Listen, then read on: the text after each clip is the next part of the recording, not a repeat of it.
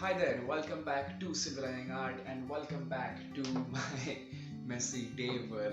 Anish here, and today I will be showing you another one of those videos where I try to challenge myself with a subject and a color palette I'm not very comfortable with.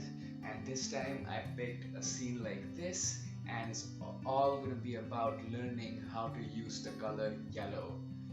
It's a color that has always challenged me in many ways. It's just so transparent and hard to work with sometimes, but it's so crucial for so many landscapes. And I really hope you enjoy this video because I learned a lot out of this painting. Let's get to it. Well, I would like to start this video by first apologizing for my camera placement. I didn't realize that my head and glasses were going to be in the frame the whole time. And usually if I make a mistake like this, I usually scratch the project and move on. But since this video is all about doing something new, trying out what makes you uncomfortable, tackling the weaknesses head on, I decided to keep it and move on with the production anyway. So that said, the goal of this video and of this painting was to tackle one of the things that I'm not that good at, and that is painting yellow or having yellow as like a star color of a painting. And I think it's because in watercolor especially, yellows tend to be really transparent and really light, and it's really hard to control them, and we do end up adding other colors, reds and blues, to make them more opaque or vibrant.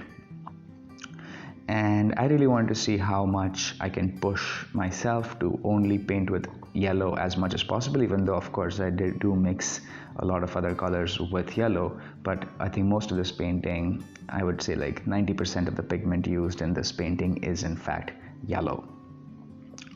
The painting here is inspired by a photograph clicked by my friend Prashant. Prashant is an amazing photographer. Do check out his Instagram page for more photographs. And there's so many things I loved about the photograph, like the mood he builds in it is amazing.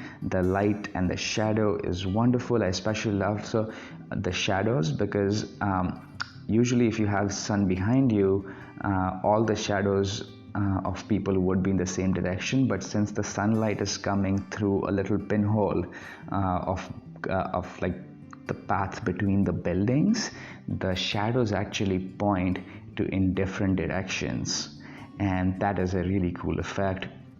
So I did want to capture that. I also loved the glossiness on the road, like the shine, and I was hoping I could capture that as well with some dry brush technique. And I actually also did a value study before doing this painting, and usually I find value studies to be immensely helpful, but now that I've finished the painting, I do not think value studies help me in this case, and I think it's mostly got to do with the opacity or transparency of yellow, because I did the value study in like a mix of colors that I had on my palette, and so essentially made this gray color with them. And it was useful in designing the composition, but in controlling values it really wasn't. So throughout this video you will see I keep going back in and adding more layers just because it's not dark enough. The sky wasn't dark enough. I thought it would be quite dark, but it wasn't, so I keep adding more layers. But this is how we learn, and that is why I decided to paint this painting mostly in yellow, to really learn how to control values with this pigment. I also ended up adding another person with a dog that was not in the reference. I thought it would really complete the composition in many ways, and I decided to add it later. I was stared at a painting for a while, and then I said, all right, I think we need one more person in there, but I wanted the person to do something interesting, so I made it into like a boy or a girl, like a small human walking their dog on the street.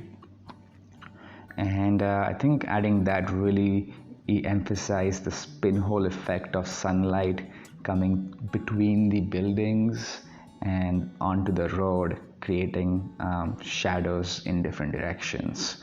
I think it's a fantastic effect.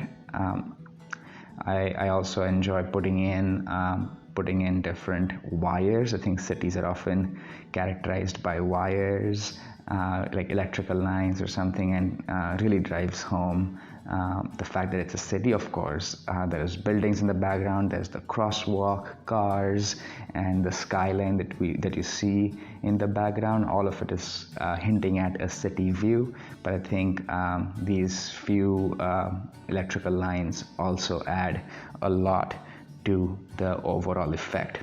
A difficult part was also to keep the crosswalk, the zebra crossing lines white.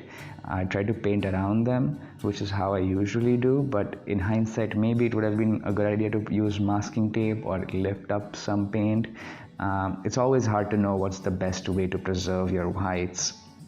But overall, I was really happy the way this painting turned out, even though it took way more layers of paint than I thought. But I think this is how we improve. This is how we can keep challenging ourselves to paint better and really try to progress and learn from our discomfort.